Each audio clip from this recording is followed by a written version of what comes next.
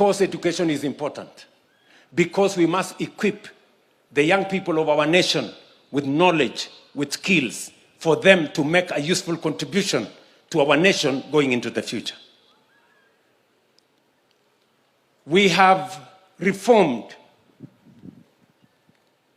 the issues of funding for our TVETs and our universities.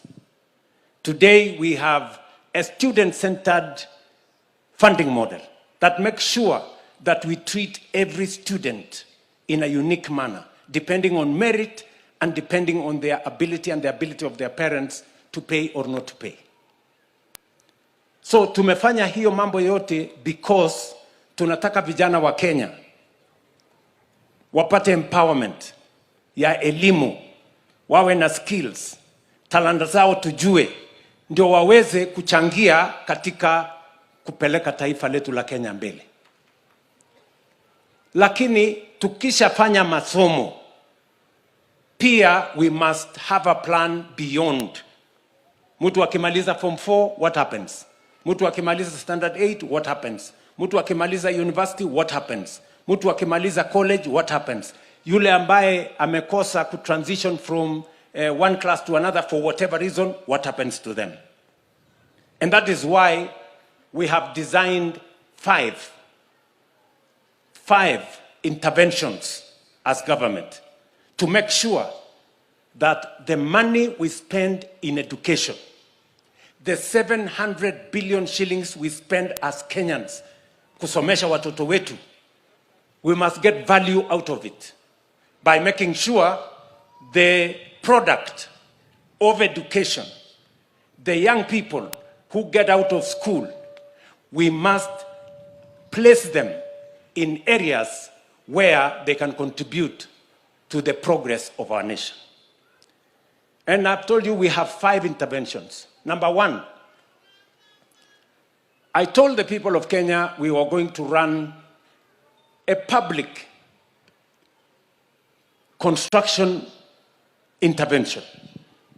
Many countries, and I know some of you have read this, many countries, for them to create jobs, they have engaged in public infrastructure development. And that is why, as an administration, tulianzisha project ya housing. Housing was not just about jobs, was not just about houses. Nyie mnanielewa? Housing was not just about houses. Housing was about jobs. Much more importantly.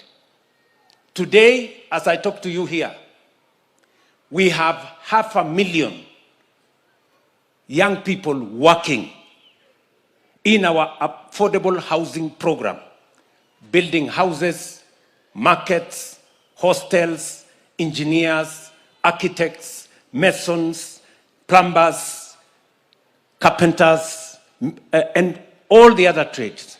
People who have graduated from college, people who have graduated from TVET, people who have graduated from VCTs. We have 500,000 of them. Number 2, we have also rolled out a program on export of labor. My CS, Alfred Mutua, is sitting here. And his PS, my friend Mwadime, they are there. They will tell you that through our National Employment Authority portal, in the last 2.5 years, 500,000 Kenyans, young people from our nation, are working in different parts of the world. We have made it possible for them to go and work in America, in Germany, in Asia, in Middle East, and our revenues from diaspora remittances have gone up by $1 billion in the last 2 years. Ni mnanielewa? And we have done it deliberately.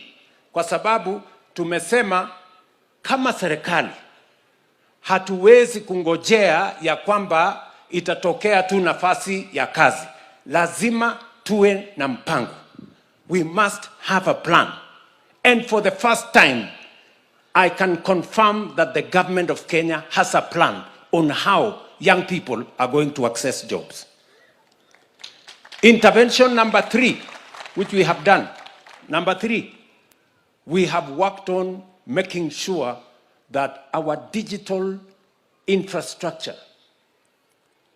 already we have 30,000 kilometers of fiber optic rolled out in Kenya. Our target is 100,000 kilometers of fiber optic.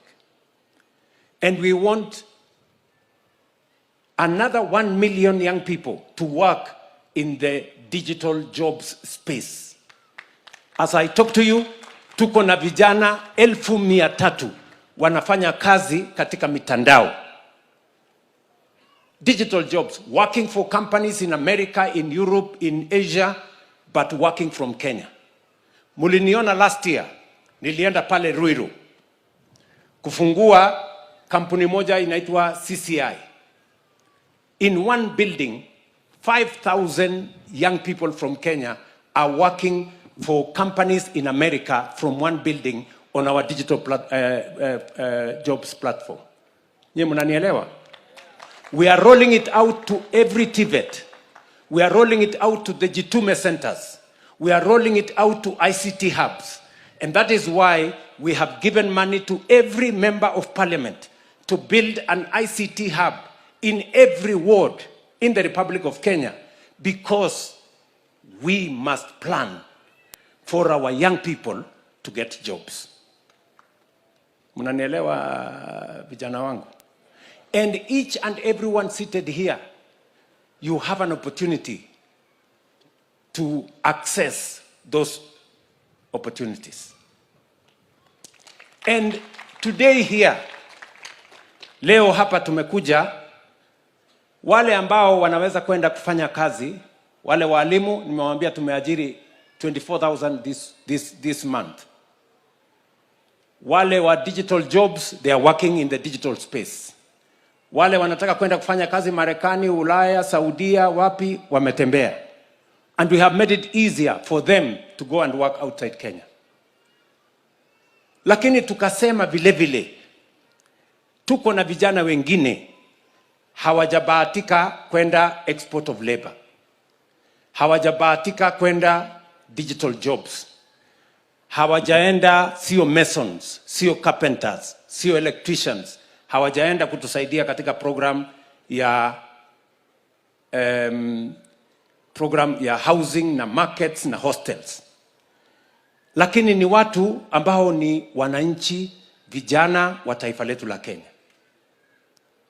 Tukasema hata na wao lazima tuwapange na biashara. Ni mnanielewa? Na ndio leo hii program ya NYOTA tumekuja hapa.